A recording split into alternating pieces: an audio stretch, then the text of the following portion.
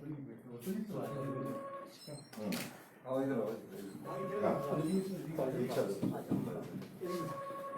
इच्छा जाहिर हुई है कि हम भी कुछ समाज के लिए देंगे और इसी तरह के तहत हमने ये सोचा कि इसमें आपको दे और एक आपसे गुजारिश करने आए। ठीक, ये चाहते ये तो वैसे आप बिना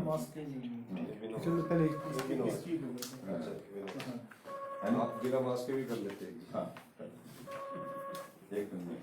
हेलो हेलो, एक मिनट दोबारा करता हूँ इसको सीधा।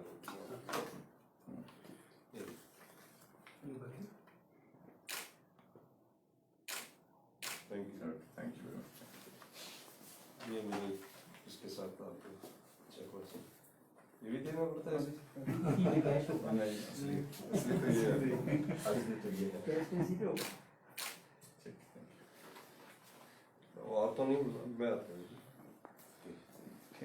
थैंक यू वेरी मच, बहुत धन्यवाद। कि इसमें हम चाहते नहीं, हमारे यहाँ से विधानसभा में आज की चर्चा होती है और आपने भी एक बार एश्योरेंस दी कि कोई कंसल्टेंट अपॉइंट किया जाए मेडिकल कॉलेज की स्टडी के लिए। उसमें एक छोटा सा प्रयास हमने किया।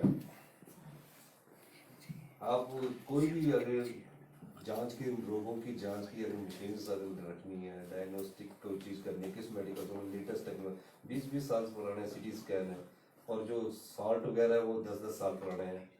तो मैं कोई डॉक्टरों से भी बात कर रहा था, कोई अगर एक कंसल्टेंट होंगे तो आपसे डिस्कस करके कोई अच्छी जिस मेडिकल कॉलेज में हम मेडिकल, क्योंकि जांच अगर हमको पता लग जाए कि हमको क्या रोग है तो उस आधार पर हम आगे का सोच सकते हैं।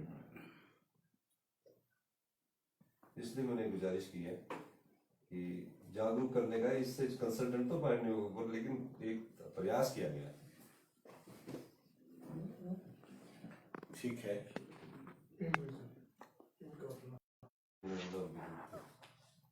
कुछ करते समाज में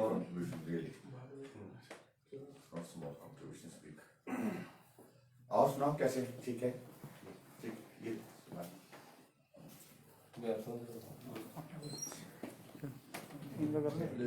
आपको थोड़ी सी बाइट लेनी है आपने? अच्छा, वैसे भी हिमाचल प्रदेश में विधायकों ने 1 साल तक कोविड में अपना कंट्रीब्यूशन दिया है। अपनी सैलरी का 30% 30% जो है वो हिस्सा दिया था और साल भर तक दिया। और इन्होंने, मैं उसी बात पे आ रहा हूँ, उसमें सुखविंदर सिंह जी ने बतौर विधायक जो है वो पूरा कंट्रीब्यूशन सैलरी का दिया था।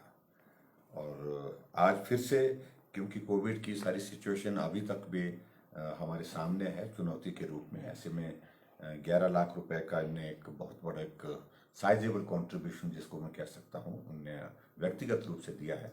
मैं इनका धन्यवाद करता हूँ। और इस पहल से मुझे लगता है कि हमारे और भी जो चुने हुए प्रतिनिधियों को प्रेरणा मिलती है आगे बढ़ करके सहयोग देने के लिए। और इतने बड़े संकट में इस प्रकार के सहयोग से ही हम जो है बहुत अच्छी सुविधाएं जो कोविड के पेशेंट है, कोविड से सारी सिचुएशन को हैंडल करने के लिए हम करने की कोशिश कर रहे हैं। तो सुखविंदर सिंह जी का बहुत बहुत धन्यवाद करता हूँ। Thank you. कल से सर मानसून सत्र भी शुरू हो रहा है, कितनी तैयार है सरकार विपक्ष के सवालों का जवाब देने के लिए? देखिए, मानसून सत्र हमारा 10 दिन का सत्र रहेगा और सरकार पूरी तरह से तैयार है। जो भी प्रश्न होंगे उनका जवाब देंगे। जो भी चर्चा सदन के अंदर विपक्ष की ओर से या हमारे सत्ता पक्ष के विधायकों की ओर से आएगी, हम उस पर चर्चा करेंगे, सार्थक चर्चा करेंगे।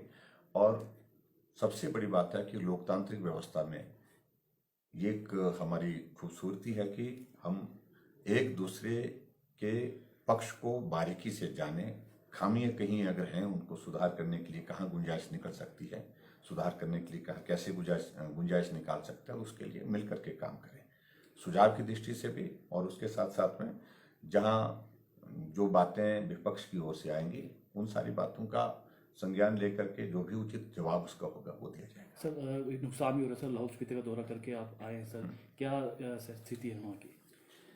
देखिए, पिछले कुछ दिनों से इस बार बरसात में बड़ी घटनाएं हुई हैं। चाहे वो हमारे कांगड़ा जिला के बोह गांव में जहां 10 लोगों की दुखद मृत्यु हुई, 11 मकान ध्वस्त हो गए, बारिश की उस चपेट में। उसी तरह से किन्नौर में भी एक घटना हुई जिसमें पहाड़ से पत्थर गिरने से 9 लोगों की दुखद मृत्यु उसमें होगी, उसमें टूरिस्ट थे। उसी प्रकार से लाहौल स्पीति में भी, जिसकी कल्पना नहीं की जा सकती है, जनरली बरसात के मौसम में लाहौल स्पीति में बारिश नहीं होती थी। बाकी हिस्से में प्रदेश में, देश में बारिश होती थी, कि लाहौल स्पीति में बारिश बहुत कम होती थी। अब की बार बारिश हुई वहाँ पर, बारिश के कारण बड़े स्केल पर जो है वो वहाँ पर नाले में पानी आया, पानी आने के कारण उसके कारण नुकसान हुआ और वहाँ 10 लोग लापता हुए थे। फिर जब रेस्क्यू ऑपरेशन चला, एनडीआरएफ की टीम, आईटीबीपी की टीम, बीआरओ की टीम, पुलिस की टीम, सब लोगों ने, तो 7 शव वहाँ पर बरामद कर लिए गए, 3 की अभी तक तलाश बाकी है। तो बहुत बड़ी क्षति हुई है, नुकसान हुआ, पुल टूटे हैं, कनेक्टिविटी प्रभावित हुई है। हेलीकॉप्टर भी सर रेस्क्यू के लिए भेजा है? सर हेलीकॉप्टर हाँ, रेस्क्यू के लिए भेजा है पहली दफा अभी नया हेलीकॉप्टर? हाँ, हिमाचल प्रदेश में जो हमारा सरकार की ओर से जो लीज पर नया चॉपर आया है, तो हमने उसको सीधे ही लोगों की जान बचाने के लिए उस रेस्क्यू ऑपरेशन में सीधे लाहौल स्पीति भेजा है। आज वो वहाँ पर काम कर रहा है। कुछ लोगों को सुरक्षित निकाल दिया था पिछले कल हम लोगों ने, और आज कुछ जगह जो लोग फंसे होते, जिनके बाहर निकलने के लिए निकालने की कठिनाई आ रही थी क्योंकि रास्ते बंद हो गए थे, उनको हेलीकॉप्टर के माध्यम से सुरक्षित स्थान पर पहुंचाया गया है। एक सर धमकी भी खालिस्तान की तरफ से 15 अगस्त को झंडा ना लहराने को लेकर आपको आ रही है, कितनी उसमें जो है जांच अब आगे पहुंची है और किस तरह से देखते हैं इस तरह की धमकी? सुरक्षा की किस? और ये मुझे लगता है कि हिमाचल में पहली बार इस प्रकार की घटना आई है। हम पहले, मुझे इसकी जानकारी नहीं थी, लेकिन जब पुलिस अधिकारियों की ओर से, डीजीपी की ओर से ये कंफर्म हुआ कि सही मायने में ये धमकी ऐसी नहीं है कि किसी ने ऐसे डाल दिया है, ये विदेश से ही जो इस प्रकार से जो खालिस्तान के समर्थन में कुछ लोग हैं, उनमें से एक उनके पदाधिकारी जो हैं, ऑफिस बीरर, शायद जनरल सेक्रेटरी हैं कुछ उस किसी ऑर्गेनाइजेशन के, जो उसने वहाँ से दी है। और ये अमेरिका से और इंग्लैंड के दो देश के अलग अलग नंबरों से जो है वो यहाँ हिमाचल प्रदेश में कुछ जर्नलिस्ट को भी दी गई है, कुछ और जगह भी जो जानकारी मिली है। तो इसका संज्ञान लिया गया है और एफआईआर दर्ज की गई है। और मैं सिर्फ इसमें इतना ही कहना चाहता हूँ, हम तो झंडा फहराएंगे ही, लेकिन हिमाचल प्रदेश का हर नागरिक अपने घर में 15 अगस्त को स्वतंत्रता दिवस के इस अवसर पर तिरंगा झंडा फहराएगा। Thank you. Yeah.